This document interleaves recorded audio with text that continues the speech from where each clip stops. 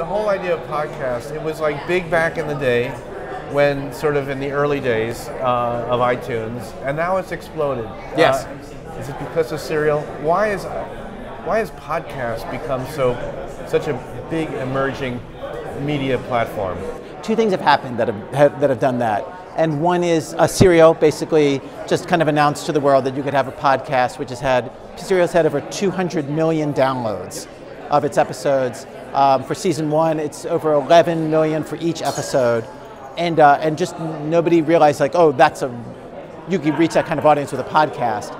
The same month that Serial came out, Apple changed the technology on this by making standard in the iPhone. When you get an iPhone, it comes with a podcast app installed. So up until that point, people were just like, how do I get it? What do I do? And now like all they have to do is look at their phones and like, oh, there's like an app, and you touch it and it lists all the top podcasts. And then, yeah, try that one. So that was a huge boom for podcasting. Cool. So, and obviously the content's kind of important too. The success of Serial. How do you see the success and the broad scale interest in it and consumption of it? I mean, I think that Serial's success was the most old-fashioned kind of success, just in a new technological form. It's just a good story. You know, like we all want to hear a good story. And then Sarah Koenig, who hosted it, just did an amazing job making it interesting and suspenseful and human and relatable and funny, and just like she's just an amazing writer and reporter.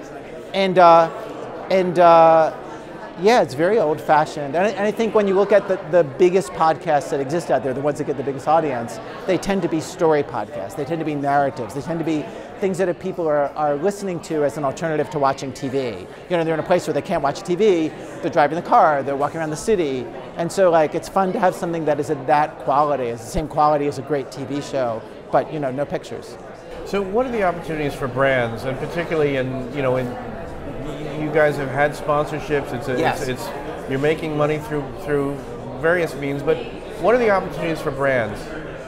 I mean, the opportunities for brands right now, honestly, like consumer brands have not found podcasting yet. You know, there have been a couple of brands that have done little experiments. CVS, Ford, GE have done little experiments, but so far, no big consumer brand, nobody's jumped in. No credit cards, no cars, no alcohol. We're not seeing the ad buys. I think because they just don't understand what the numbers are like yet, really. Because the analytics aren't really there. They don't know exactly, or do they? Or well, we know the number of downloads, and honestly, like the thing that I know, just because I'm in touch with people in the business, within a year, we're going to actually know whether people are listening to. We're going to be able to point to like, oh, people listened to this episode. They heard this part of the episode which has the ad in it. So that'll be here within a year, and but even without that, I have to say like it's a very loyal fan base. Like the brands that we know, like we have a lot of direct response advertisers. We have MailChimp, we have Squarespace, and they're measuring like what kind of response they're getting, and they're very happy customers. They're coming back to us, and I think it's kind of when people love a show, like the ability to be associated with a beloved show is a very valuable thing. It cuts through the clutter, and I think that's what we have right now, even before we have those extra analytics, and. I feel like somebody's going to figure out, like, oh, this is it's smart to be associated with this. It's the Wild West right now in podcasting, and there's a ton of young people getting into it, and there are private companies like Gimlet and Earwolf. Audible is like, you know, kind of going on its own with Amazon, its own big podcast effort. You know, just like then big old like NPR is there. And so and then there's like little independent, like whatever.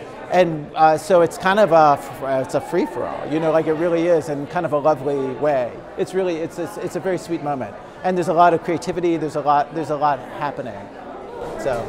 Great. Well, I mean, I said this on the stage here, but like in the last week, I got called by two different people. I got emails from two different people saying like, hey, I'm getting into the podcast game. One was Malcolm Gladwell, the incredibly wonderful writer, super popular journalist, and the other, Jerry Lewis, 90 years old. He's like, how do I get into podcasting? And I'll just say for younger people, he's a comedian around in the 50s and 60s, the Nutty Professor, look it up. And just like the fact that like at this point in his career, like Jerry Lewis would be thinking about like, yeah, I think I might do a podcast, just shows like where we are right now.